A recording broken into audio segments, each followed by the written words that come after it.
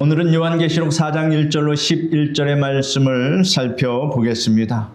요한계시록 4장 1절로 11절의 말씀을 같이 읽겠습니다. 이 일 후에 내가 보니 하늘에 열린 문이 있는데 내가 들은 바 처음에 내게 말하던 나팔 소리 같은 그 음성이 이르되 이리로 올라오라. 이후에 마땅히 일어날 일들을 내가 내게 보이리라 하시더라. 내가 곧 성령에 감동되었더니 보라, 하늘에 보좌를 베풀었고 그 보좌 위에 앉으신 이가 있는데 앉으신 이의 모양이 벽옥과 홍보석과 같고 또 무지개가 있어 보좌에 둘렸는데 그 모양이 녹보석 같더라. 또 보좌에 둘려 24 보좌들이 있고 그 보좌들 위에 24 장로들이 흰옷을 입고 머리에 금관을 쓰고 앉았더라. 보좌로부터 번개와 음성과 우레소리가 나고 보좌 앞에 켠 등불 7이 있으니 이는 하나님의 7 영이라. 보좌 앞에 수정과 같은 유리 바다가 있고 보좌 가운데와 보좌 주위에 4 생물이 있는데 앞뒤에 눈들이 가득하더라. 그 첫째 생물은 사자 같고 그 둘째 생물은 송아지 같고 그 셋째 생물은 얼굴이 사람 같고 그 넷째 생물은 날아가는 독수리 같은데 4 생물은 각각 6 날개를 가졌고 그 안과 주위에는 눈들이 가득하더라. 그들이 밤낮 쉬지 않고 이르기를 거룩하다 거룩하다 거룩하다 주 하나님 곧 전능하신 이여 전에도 계셨고 이제도 계시고 장차 오실 이시라 하고 그 생물들이 보좌에 앉으사 세세토록 살아계시는 이에게 영광과 존귀와 감사를 돌릴 때에 24 장로들이 보좌에 앉으신 이 앞에 엎드려 세세토록 살아계시는 이에게 경배하고 자기의 관을 보좌 앞에 드리며 이르되 우리 주 하나님이여 영광과 존귀와 권능을 받으시는 것이 합당하오니 주께서 만물을 지으신지라 만물이 주의 뜻대로 있었고 또 지으심을 받았나이다 하더라.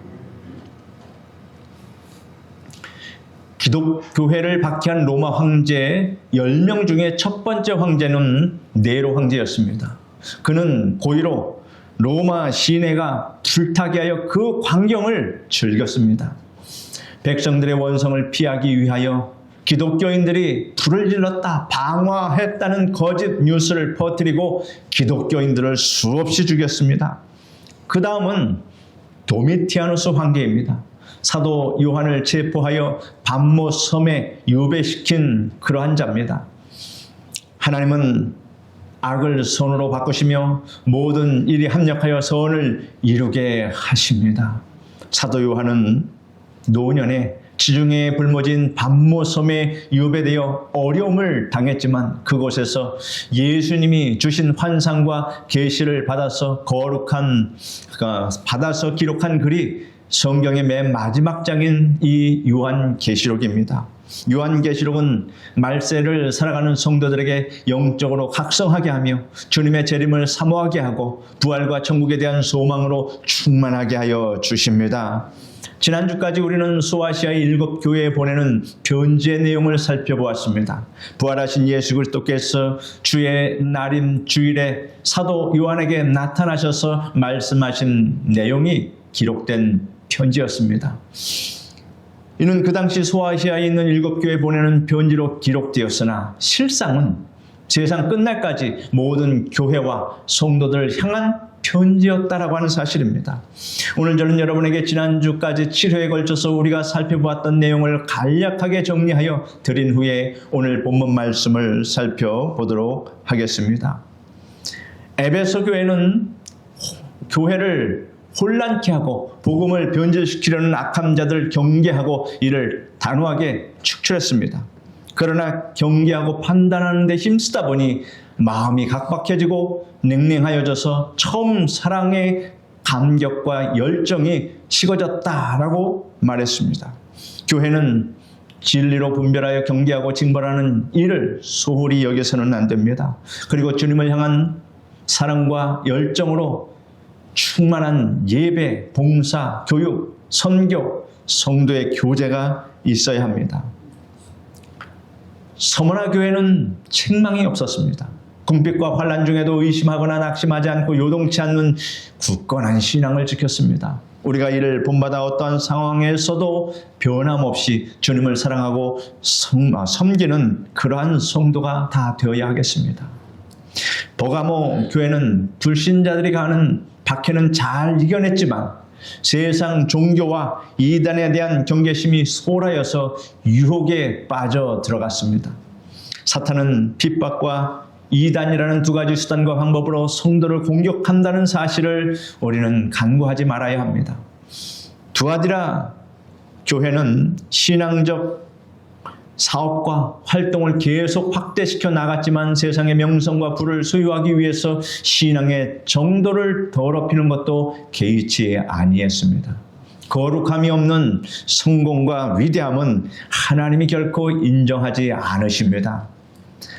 사대교회는 신앙 상태가 모양과 형식만 있고 알맹이와 내용이 없었으며 허황된 자신감으로 충만하여 부지하고 나태하였습니다. 인간의 신념에서 나오는 인본주의적인 열심은 시험에 쉽게 들고 곧 식어버립니다. 말씀과 성령으로 충만하여 소멸되지 않는 믿음과 열심을 가진 성도가 되어야 합니다. 빌라델비아 교회는 책망받지 않은 교회였습니다. 가진 것이 적어도 하나님께 헌신하는 데는 부유하며 주의 일에 최선을 다하였습니다. 성도는 비교하는 열등감을 버리고 하나님께서 주신 것으로 만족하고 기쁘게 헌신하며 착하고 충성된 종이 되어야 합니다. 라오디게아 교회는 내가 차지도 아니하고 뜨겁지도 아니하다라고 책망받았습니다. 적당주의, 중립주의, 기회주의적인 신앙 자세를 취하였으며 부유한 것을 마치 신앙의 목적을 성취한 것으로 여기고 자만하였습니다. 라오디게아 교회의 형편이 오늘날 교회 시대의 특징과 실상을 잘 대변해주고 있습니다. 오늘날 교회는 2000년 전통과 유산을 가지고 있어서 매우 부유한 것처럼 보이지만 실상은 교리가 혼잡하고 예배가 세속화되었으며 거룩한 열심은 식어지고 형식적인 교인이 많이 늘어난 상태입니다. 그러나 회개하고 열심을 내는 교인들은 성령대로만 믿고 성령으로 충만하여 모이고 전도하기를 힘씁니다. 사도 요한이 요한계시록의 서두에 기록한 말씀을 우리는 명심해야 합니다. 이 예언의 말씀을 읽는 자와 듣는 자들과 그 가운데 기록한 것을 지키는 자들이 복이 있나니 때가 가까워 옴이라 라고 말하고 있습니다. 사랑하는 성도 여러분은 성령께서 일곱 교회들에게 하시는 말씀을 읽고 들은 대로 지키는 자들이 되어 이기는 자에게 약속하신 모든 복을 다 받아 누리시기를 축원합니다. 이제부터 계시록 4장을 자세히 살펴보겠습니다. 성령님, 우리 각 사람에게 깨달음을 주시고 주님의 음성을 듣게 하여 주시옵소서 라고 기도하는 마음으로 이 말씀을 들으시기를 바랍니다. 1절에 이 일 후에 내가 보니 하늘에 열린 문이 있는데 내가 들은 바 처음에 내게 말하던 나팔 같은 그 음성이 이르되 이리로 올라오라. 이후에 마땅히 일어날 일들을 내가 내게 보이리라 하시더라 하였습니다. 이 일 후에 내가 보니 라고 하였습니다. 이 일은 지금까지 전해드렸던 3장까지의 말씀입니다. 현재의 요한계시록 시대에 일어난 교회의 일들을 말합니다. 이제는 현재의 일이 아닙니다. 이제는 우리도 경험하지 못한 앞으로의 미래의 일이 펼쳐지게 됩니다. 그러므로 4장서부터 22장까지의 말씀은 여러분 단 한 글자도 놓치지 마시길 바랍니다. 왜냐하면 이 말씀들은 진정 여러분의 운명에 직결되는 말씀이기 때문에 놓칠 수 있는 말씀이 아닙니다. 하늘에 열린 문이 있는데 하였습니다. 신약 성경에는 본문 외에도 하늘이 열리는 장면이 3번 있습니다. 첫 번째는 예수님께서 세례를 받으실 때였습니다. 마태복음 3장에 보면 예수께서 세례를 받으시고 곧 물에서 올라오실새 하늘이 열리고 하나님의 성령이 비둘기같이 내려 자기 위에 임하심을 보시더니 하였습니다. 두 번째는 스데반의 순교 직전에 하늘이 열린 것을 보는 장면입니다. 사도행전 7장에 보면 말하되 보라 하늘이 열리고 인자가 하나님 우편에 서신 것을 보노라 하였습니다. 세 번째는 베드로가 환상 중에 하늘이 열리는 것을 보는 장면입니다.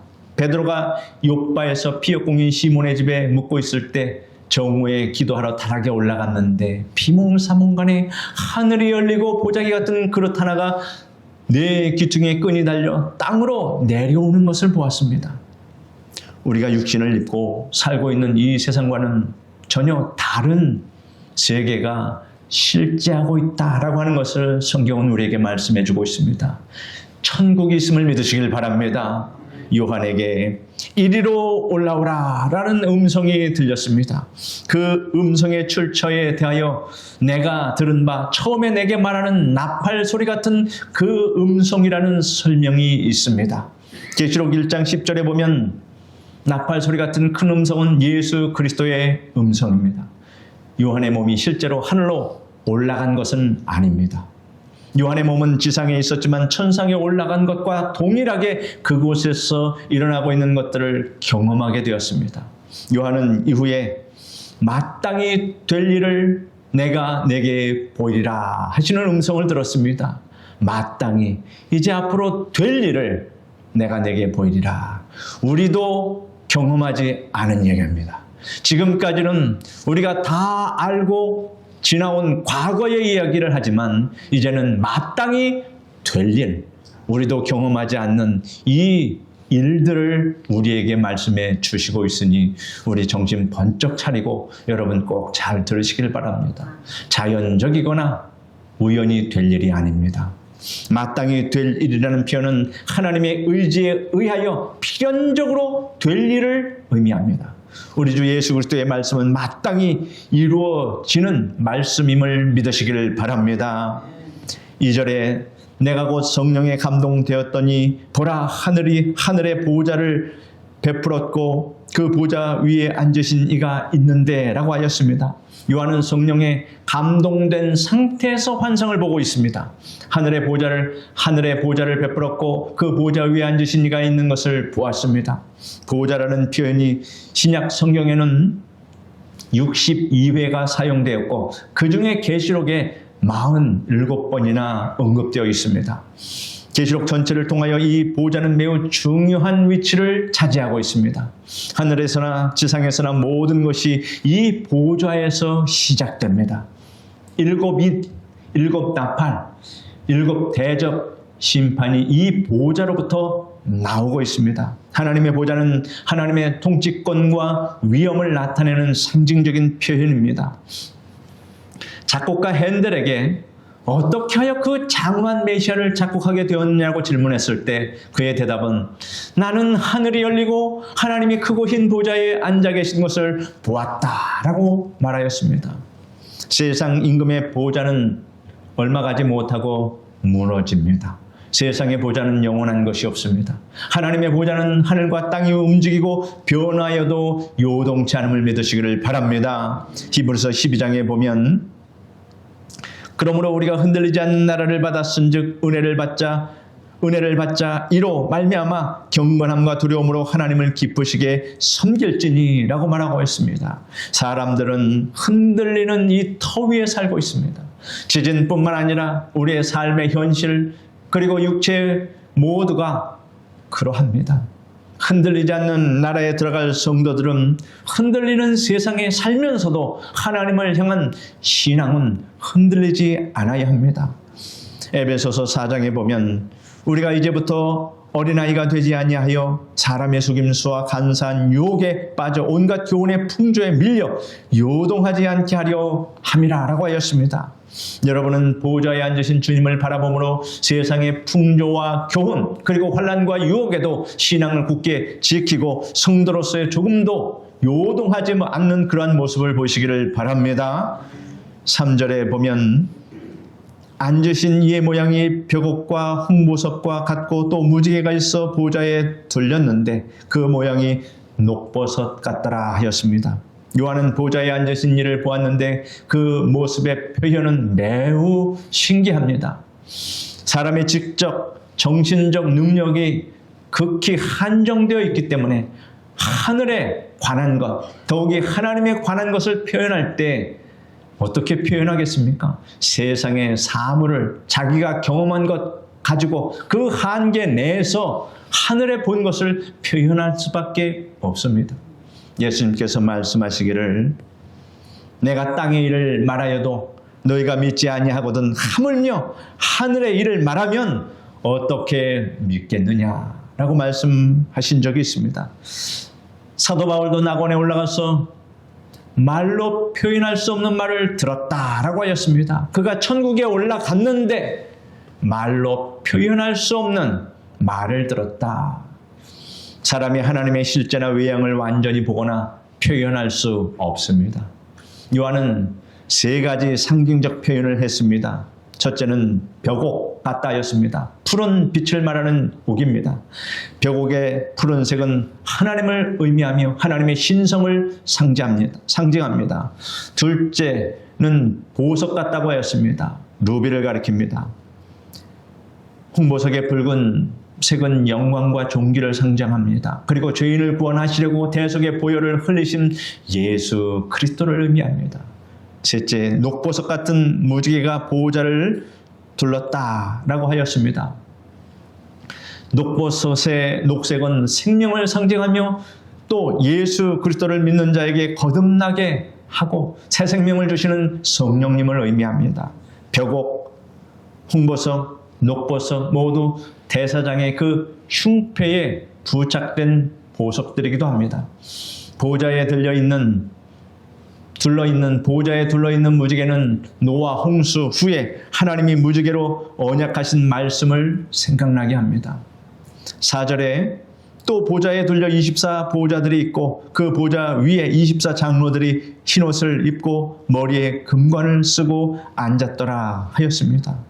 24 보좌는 구약의 12지파와 신약의 12사도를 대표하는 보좌입니다.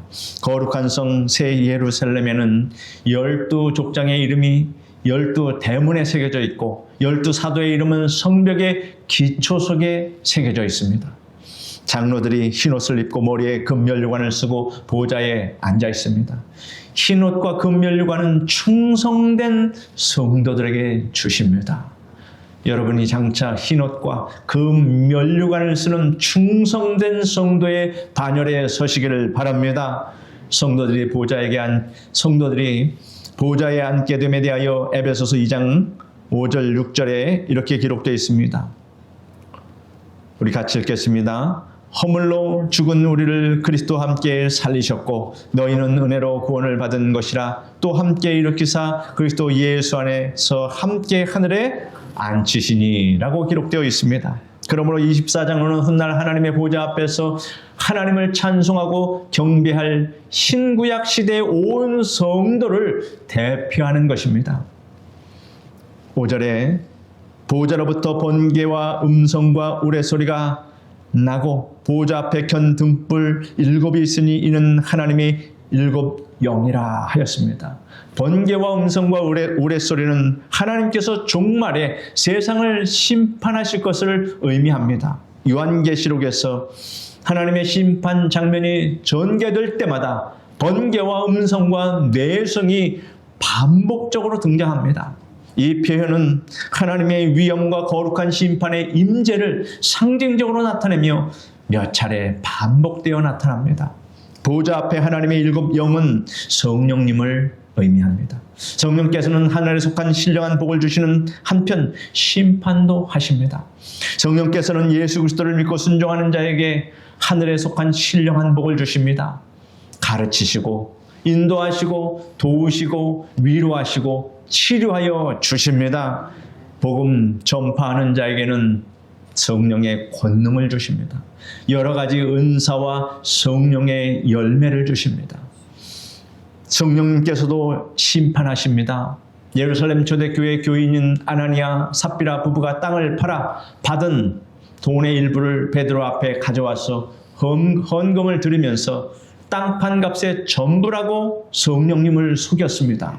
그러자 사도 베드로가 말하기를 아나니아야, 어찌 사탄이 내 마음에 가득하여 내가 성령을 속이고 땅값 얼마를 감추었느냐라고 하니 아나니아가 이 말을 듣고 엎드러져 혼이 떠나갔습니다.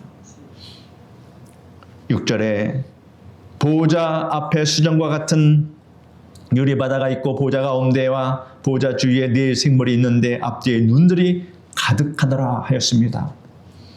우리가 세상을 바다로 비유하곤 합니다. 눈물, 탄식, 고통, 혼돈의 파도가 끝이 없는 곳입니다. 바다는 끊임없이 출렁입니다. 지진이나 태풍에 의해 엄청난 해일도 일어납니다. 수정과 같은 유리 바다는 맑고 고요한 바다입니다. 눈물과 탄식과 고통과 요동함과 혼란이 없고 완전한 평강이 있는 곳입니다. 보좌 가운데 보좌 주위에 네 생물이 있는데 앞뒤에 눈이 가득하였습니다. 앞뒤에 눈이 가득한 것은 완전한 통찰력을 의미합니다. 7절에 그 첫째 생물은 사자 같고 둘째 생물은 송아지 같고 셋째 생물은 얼굴이 사람 같고 그 넷째 생물은 날아가는 독수리 같은데 라고 하였습니다. 네 생물에 대하여서는 해석상의 어려움이 있습니다. 이로 인하여 여러 가지 견해가 있습니다. 네 생물은 피조물의 대표를 상징한다는 견해가 있습니다. 사람을 포함한 자연계의 각 대표가 하나님의 크고 위대하심을 예비한다는 의미로 해석합니다. 네 생물은 예수 그리스도의 신분과 하시는 일을 나타내 있다고 해석할 수 있습니다. 첫째 생물은 사자 같다고 하였습니다. 사자는 예수님이 유다 지파 다윗의 자손으로 세상에 오신 것을 나타냅니다. 야곱이 죽기 전 12 아들에게 축복할 때 유다에게 이렇게 축복했습니다. 유다는 사자 새끼로다. 내 아들아, 너는 움킨 것을 찢고 올라갔도다. 그가 엎드리고 움크림이 수사자 같고 암사자 같으니 누가 그를 범할 수 있으랴 하였습니다. 둘째 생물은 송아지와 같다고 하였습니다. 송아지는 예수께서 우리 인생들을 위해서 대속 제물이 되신 것을 나타냅니다. 예수께서 친히 말씀하시기를 인자가 온 것은 섬김을 받으려 함이 아니라 도리어 섬기려 하고 자기 목숨을 많은 사람의 대속물로 주려 함이라 하였습니다. 셋째 생물은 얼굴이 사람 같다고 하였습니다. 독생자 예수께서 동정녀의 몸에 성령으로 잉태되어 사람의 몸을 입고 이 세상에 오심을 나타냅니다. 넷째 생물은 날아가는 독수리 같다고 하였습니다. 하늘에서 오셨고 하늘로 승천하신 예수 그리스도 곧 하나님이심을 나타냅니다. 네 생물을 그룹 천사라고 하는 해석도 있습니다. 에스겔 10장 14절에 보면 그룹들에게는 각기 4면이 있는데 첫째 면은 그룹의 얼굴이요, 둘째 면은 사람의 얼굴이요, 셋째는 사자의 얼굴이요, 넷째는 독수리의 얼굴이더라 하였습니다. 8절에 네 생물은 각각 6 날개를 가졌고 그 안과 주위에는 눈들이 가득하더라. 그들이 밤낮 쉬지 않고 이르기를 거룩하다 거룩하다 거룩하다 주 하나님 곧 전능하신 이여 전에도 계셨고 이제도 계시고 장차 오실 이시라 하고 하였습니다. 네 생물은 각각 6 날개를 가지고 있습니다. 선지자 이사야가 본 스랍 천사들 역시 6 날개를 가지고 있는 모습이 이사야 6장에 기록되어 있습니다. 그 스랍 천사들은 2 날개로 얼굴을 가리고 하나님에 대한 존경과 경의를 표시하고 있으며 2 날개로는 하나님 앞에 겸손을 나타내는 뜻으로 발을 가리고 있으며 또 다른 2 날개로는 날아다니는데 이는 언제라도 지체 없이 하나님의 명을 실행할 준비가 되어 있음을 나타내고 있습니다. 네 생물은 하나님의 거룩하심과 권능과 영원 불변하심을 쉬지 않고 찬송하였습니다. 9절에서부터 11절 말씀을 보면 그 생물들이 보좌에 앉으사 세세토록 살아계시는 이에게 영광과 존귀와 감사를 돌릴 때에 24 장로들이 보좌에 앉으신 이 앞에 엎드려 세세토록 살아계시는 이에 경배하고 자기의 관을 보좌 앞에 드리며 이르되 우리 주 하나님이여 영광과 존귀와 권능을 받으시는 것이 합당하오니 주께서 만물을 지으신지라 만물이 주의 뜻대로 있었고 또 지으심을 받았나이다 하였더라 하였습니다. 24 장로들이 보좌에 앉으신 이에게 경배하고 멸관을 보좌 앞에 던지며 영광을 돌립니다. 찬양 받으실 하나님을 가리켜 주 하나님이라고 하였습니다. 주 하나님은 창조주이심으로 영광과 존귀와 감사를 받으시기에 합당하십니다. 사랑하는 성도 여러분, 보좌에 앉으신 분 앞에 엎드려 영원 무궁토록 사시는 분께 경배하고 자기의 면류관을 겸손히 내려놓으며 찬송과 경배를 드리는 이 24 장로들과 같이 우리 또한 우리 일생 동안 하나님을 찬송하고 경배를 드려야 할 줄 믿습니다. 장차 24 장로와 같이 찬송하며 경배하는 천상 예배에 이 설교를 들으시는 여러분은 한 사람도 빠짐없이 참여하게 되시기를 예수님의 이름으로 축원합니다. 기도하겠습니다. 거룩하신 하나님 감사합니다. 이제 장차 되어질 일들이 우리에게 말씀되어집니다. 지금까지는 우리가 있었던 일, 현재의 일, 이것을 들었지만 이제 앞으로 우리가 만나게 될 일들을 예언을 받습니다. 이 예언의 말씀을 우리가 명심하고 이 예언의 말씀을 한 글자도 놓치지 않고 우리가 잘 배워서 그날에 환난을 당하지 아니하고 주님 오시는 그날에 우리가 영원한 몸으로 부활하여서 우리 주 예수님을 공중에서 맞이하는 귀한 은혜를 얻게 도와 주시옵소서. 뿐만 아니라 우리 가족 모두에게도 하나님 이 부활의 영광에 참여할 수 있는 은혜를 내려 주시옵소서. 예수님의 이름으로 기도드립니다. 아멘.